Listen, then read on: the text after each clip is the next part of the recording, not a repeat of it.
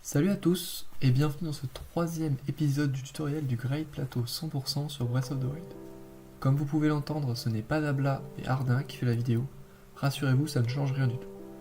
Donc aujourd'hui, on va s'intéresser au split du Cryonis, qui est l'avant-dernier du run. Il comporte 3 Koroks, une tenue et un shrine, mais aussi un Rock Launch, un Windbomb, un BLSS et d'autres encore. Ce n'est pas le split le plus complexe de la run, mais il faut bien l'avoir travaillé avant de se lancer sous peine de mort quasi immédiate dans le front.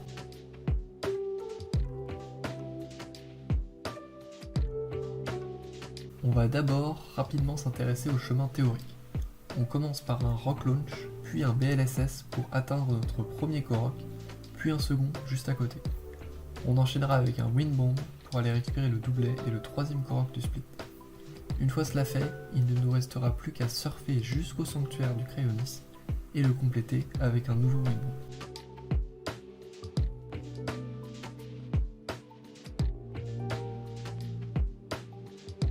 Le segment commence donc à la sortie du sanctuaire du Cinétis. La première étape est de se retourner vers le rocher pour aller effectuer un Rock Launch. Pour celui-ci, il faut mettre 3 coups de marteau en tournant puis on annule l'animation avec B pour ensuite s'accroupir en étant collé au rocher et tirer une flèche dans cette zone pour orienter la trajectoire.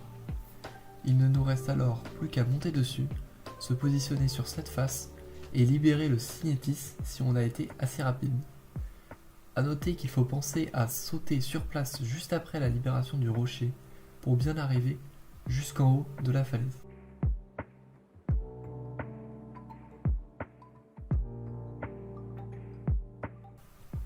Pour ce qui est du BLSS, c'est le même setup qu'en NI%, on lance la carré pour écarter le rocher et casser l'arbre, et on prépare ensuite notre BLSS pour le lancer depuis la souche.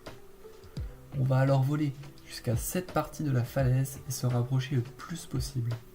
Le but va alors d'être de sortir de l'état de BLSS pour agripper la paroi. Pour ce faire, il va falloir effectuer un saut vers l'avant, puis sortir brièvement le marteau avec R.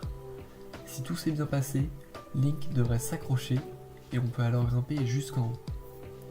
On peut alors récupérer le Korok sous la plaque en mettant 2 coups de marteau au minimum après l'avoir stasis, puis celui à proximité sous un rocher. Attention à être prudent sur le trajet entre les 2 Koroks, le vide n'est jamais loin.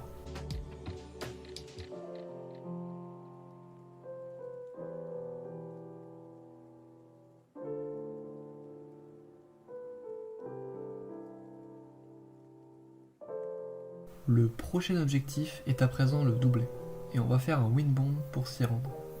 Premièrement, on monte sur ce rebord et on effectue un Quick Fix pour annuler le Ragdoll Glitch déclenché dans Stasis. Ensuite, on s'oriente vers ce coin de pierre et on peut alors lancer un Max Height Windbomb, c'est-à-dire un quart de délai avant la pause de la carré. Faites bien attention à manger avant ce Windbomb pour éviter de mourir. On peut alors courir, parler au vieil homme pour obtenir le doublet qu'on équipe immédiatement pour éviter les dégâts du froid.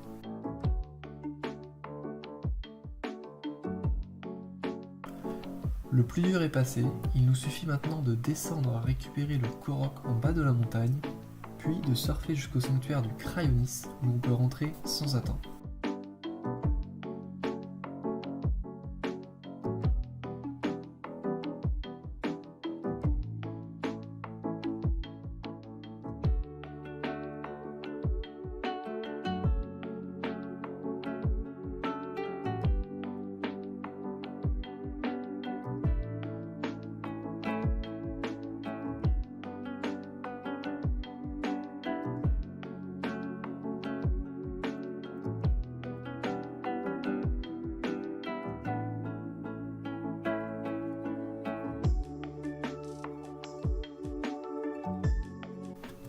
Après avoir récupéré le module, on va faire un Windbomb pour arriver à la fin du sanctuaire.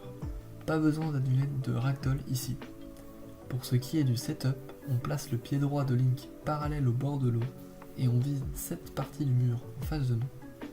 Il ne reste plus qu'à effectuer un nouveau Max Height Windbomb comme précédemment pour arriver à la fin du sanctuaire, que l'on peut compléter sans attendre.